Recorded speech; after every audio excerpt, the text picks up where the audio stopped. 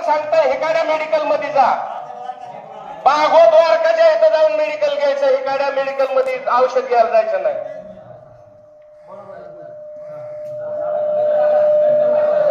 आणि उगल मुगला जर म्हणला की नाही ह्याच मेडिकल मध्ये जा, तर त्याचा दवाखाना सोडायचा आणि बरगावच्या दवाखान्यात जायचं.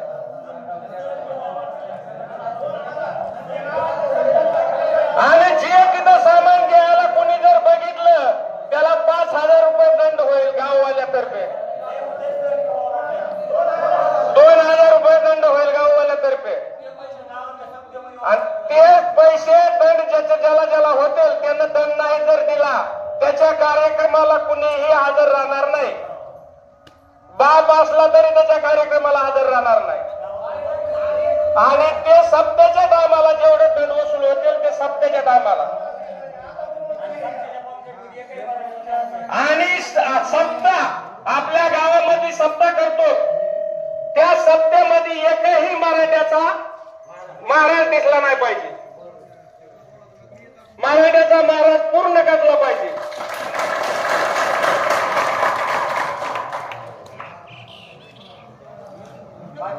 मान्य का सगळ्याला?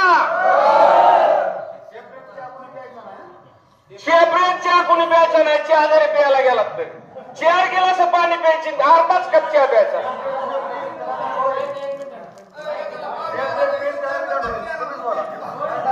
सेपरेट चहा पिल त्याला सुद्धा दंड होईल. एक चहा दोघांना प्यायचा. तीनदा जाऊन द्या पण एक कप दोघांच्याच हातात दिसला पाहिजे डबल करून. ते आधी चहा सांगायचा, चहा टेबलवर ठेवला की पुन्हा दुसरा गिलास सांगायचा.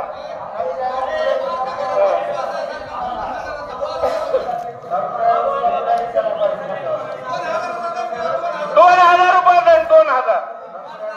टपऱ्या सुद्धा पुढे घ्यायच्या नाहीत मराठ्याच्या, इथून गावातून न्यायच्या. गावातल्या उडाल्या तर भरगाव जाऊन पुढे घेऊन यायचं.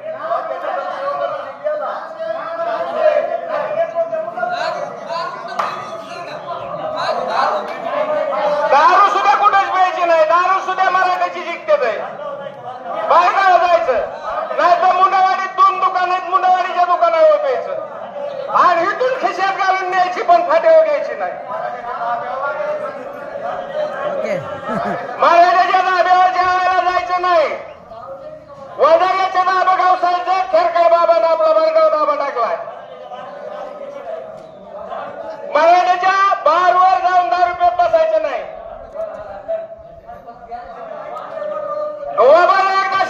हनुमान. नमस्कार, मी Laxmikant Ruikar, news and views मध्ये आपल्या सर्वांचं स्वागत. मंडळी, सुरुवातीचा व्हिडिओ पाहिलात. तळपायाची आग मस्तकाला जाणारा असा हा प्रकार आहे. म्हणजे लोकांची मानसिकता किती विचित्र आणि विषारी झालीये हे यावरून लक्षात येतंय. अरे माणुसकी, माणूसपण एवढंही हरवून बसलेलो आहोत का आपण, की ज्यामुळं आपल्याला आपल्या शेजारचा, आपल्या जातीचा नाही, आपल्या गावातला आपल्या जातीचा नाही म्हणून आपण त्याच्याबरोबर उभा दावा करणार आहोत, भांडण घेणार आहोत. त्याची पूर्ण जात नष्ट करण्याचे विचार जर का आपल्या मनात येत असतील ना, तर यासारखी शर्मेची बाब कोणती नाही. माणूस म्हणून घ्यायला लाज वाटायला लागलेली आहे आज. म्हणजे बीड जिल्ह्यात यापूर्वी कधीच असं वातावरण पाहायला गेलं नाही हो. 1947 पासून किंवा स्वातंत्र्यपूर्व काळापासून किंवा स्वातंत्र्यानंतरही बीड जिल्ह्यामध्ये ज्या ज्या निवडणुका लोकसभेच्या असतील, विधानसभेच्या असतील झाल्या ना, तिथं जातीचा माणूस पाहायला नाही गेला, विचार पाहायला गेला, त्याच्या पक्षाची ध्येय धोरणं पाहिली गेली. मात्र 2024च्या लोकसभा निवडणुकीनंतर जे चित्र बीड जिल्ह्यात दिसू लागलंय ते अत्यंत भीतीदायक आणि भयावह असं आहे. या पद्धतीनं जर का गावागावामध्ये लोक चर्चा करणार असतील किंवा लोक निर्णय घेणार असतील ना, तर खरोखरच 2 जातीमध्ये सुरू असलेला हा संघर्ष माणसाच्या अस्तित्वावर प्रश्नचिन्ह निर्माण करेल अशी भीती आता वाटू लागली. खरंय, जो व्हिडिओ आपण पाहिलाय तो व्हिडिओ आहे नांदुरघाट जिल्हा परिषद सर्कल मधील मुंडेवाडी नावाच्या गावचा. या व्हिडिओची न्यूज अँड व्ह्यूज पुष्टी करत नाही, पण या व्हिडिओवरून एक गोष्ट स्पष्ट होते आहे की या व्हिडिओमध्ये बोलणारी जी व्यक्ती आहे ना, ती देखील कोण आहे, त्यांचं पद काय आहे हे आम्हाला माहीत नाही, पण त्या व्यक्तीच्या तोंडातून जे विखारी शब्द विषारी शब्द निघतात ना, ते 2 जातीमध्ये, 2 धर्मामध्ये आणि 2 माणसांमध्ये अक्षरशः तेढ निर्माण करणारे आहेत, भांडण लावणारे आहेत. माणसाला जनावरापेक्षा वेगळं समजलं जातं. त्याचं कारण असं आहे की माणसाला बुद्धी दिलेली आहे, पण आज हाच माणूस त्याच्या बुद्धीचा दुरुपयोग करतो आहे आणि त्याच्यामुळं माणसापेक्षा मेंढरं आणि जनावरं बरी असं म्हणण्याची वेळ आलेली आहे. कुणाला जर का राग आला तर आम्हाला फरक पडत नाही, पण 2024ची बीड लोकसभेची निवडणूक ही निव्वळ जातीवर लढवली गेली हे आता प्रत्येक जण म्हणतोय. पुढारी असतील, कार्यकर्ते असतील, गावकरी असतील, पत्रकार असतील, या सगळ्यांनी आपली आपली जात पाहिली. विचार, पक्ष, नेतृत्व, देशाच्या भल्याच्या गोष्टी कोणत्या आहेत याकडे साफ दुर्लक्ष केलं गेलं आणि त्याचाच परिणाम म्हणून मुंडेवाडीसारख्या गावच्या ग्रामस्थांची ही हिंमत झाली आहे की त्या गावचा एक व्यक्ती किंवा त्या गावचे काही लोक हे मंदिरात लाऊडस्पीकरवर सांगतात की इथून पुढं मराठ्याच्या मेडिकलवर जायचं नाही, मराठ्याच्या दुकानातून किराणा भरायचा नाही, दारू प्यायची असेल तर वंजाऱ्याच्या बिअर बारमध्ये आणि धाब्यावर जाऊन दारू प्यायची, नाही तर खिशात आणून घरी प्यायची, पण मराठ्याच्या धाब्यावर जेवायचं सुद्धा नाही. एवढंच काय, पण फाट्यावर जर का गेलात आणि नाईलाज म्हणून मराठ्याच्या चहाच्या टपरीवर किंवा हॉटेलमध्ये जायची वेळ आली तर तिथं 4-5 ग्लास पाणी प्या आणि अर्धा कप 2 जण चहा प्या, पण मराठ्याला मोठं होऊ देऊ नका असा संदेश या गावकऱ्यांच्या समोर हा व्यक्ती देतोय आणि गावकरी देखील त्याला टाळ्या वाजवून प्रतिसाद देतात. अक्षरशः भगवान बाबाची शपथ खाल्ली गेली हो. भगवान बाबांनी कधी जाती जातीमध्ये तेढ निर्माण व्हावी असं वागले नाही. तो संत, मग भगवान बाबा असो, भीमसिंह महाराज असो किंवा इतर कुठले वामन भाऊ असो किंवा अगदी संत तुकाराम, ज्ञानेश्वर, चोखामेळा यांनी कधीच जातीचा विचार केला नाही. जातीच्या भिंती पाडण्यासाठी म्हणून यांनी आपले विचार लोकांसमोर मांडले, पण आजही म्हणजे शेकडो वर्ष झाल्यानंतरही आपण जातीयवाद कुरवाळत बसलो आहोत आणि निवडणुका लागल्या की हा जातीयवाद जास्त मोठ्या प्रमाणात दिसून येतो किंवा तो जाणीवपूर्वक पेरला जातो. मुंडेवाडी या गावामध्ये जे झालं ते निषेधार्हच आहे. त्याचा निषेधच व्हायला पाहिजे वरिष्ठ पातळीवरून, म्हणजे प्रशासनाच्या पातळीवरून, पॉलिटिकल पातळीवरून देखील या गावामध्ये जाऊन सामंजस्याची भूमिका निर्माण करण्यासाठी प्रयत्न केले गेले पाहिजेत. पण त्याचबरोबर आणखी देखील एक व्हिडिओ काही दिवसांपूर्वी व्हायरल होत होता की त्या व्हिडिओमध्ये मराठा समाजातील शेकडो लोक एका गावातले पारावर एकत्र येऊन शपथ घेत आहेत की आम्ही यावेळी बजरंग सोनवणे यांचं, कारण ते आमच्या जातीचे आहेत, लोकसभेत काम करणार आहोत आणि आम्ही तुतारी वाजवणार आहोत. हे देखील जे झालं ना बीडमध्ये ते देखील चुकीचं आहे. कोण कुठल्या जातीचा आहे, कोण कुठल्या धर्माचा आहे यावरून त्या उमेदवाराचं क्वालिफिकेशन ठरत नाही हो. तो किती शिकलेला आहे, त्याच्याकडे विकासाचं व्हिजन आहे का, त्याचं नेतृत्व जे करतायत त्यांची सत्ता येणार आहे का, सत्तेत आल्यानंतर त्यांचे काय विचार आहेत, ते कशा पद्धतीनं तुमच्या भागाला, तुमच्या जिल्ह्याला, तुमच्या राज्याला, तुमच्या देशाला पुढे नेणार आहे, याचा विचार हा जर का असेल तर त्याच्या पाठीशी तो कुठल्याही जाती धर्माचा असला तरी उभा राहायला हरकत नाही.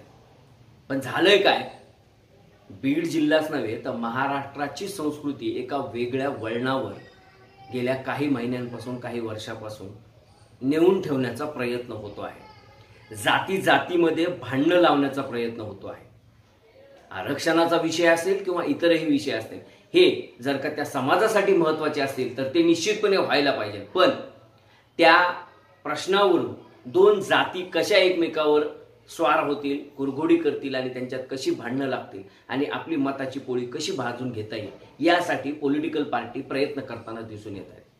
ज्या छत्रपती शिवाजी महाराजांचा आदर्श संपूर्ण देश नव्हे तर जगामध्ये घेतला जातो, त्या छत्रपती शिवाजी महाराजांच्या नावावर राजकारण करणाऱ्या पक्षांनी देखील ही गोष्ट लक्षात घेतली पाहिजे की निवडणुकीपुरतं ते जर का जातीवाद पेरणार असतील तर निवडणुकीच्या निकालानंतर याचे भीषण परिणाम हे सर्वसामान्य माणसाला भोगावं लागणार आहे। राजकीय नेते मंडळी, पुढारी, कार्यकर्ते हे मुंबई दिल्लीत जाऊन बसतील, पण सर्वसामान्यांची डोकी फुटणार आहे, एखाद्याचा हात तुटणार आहे, एखाद्याचा जीव सुद्धा जाणार आहे। आणि हे जर का सगळं रोखायचं असेल तर आता पुढाऱ्यांनाच पुढाकार घ्यावा लागणार आहे।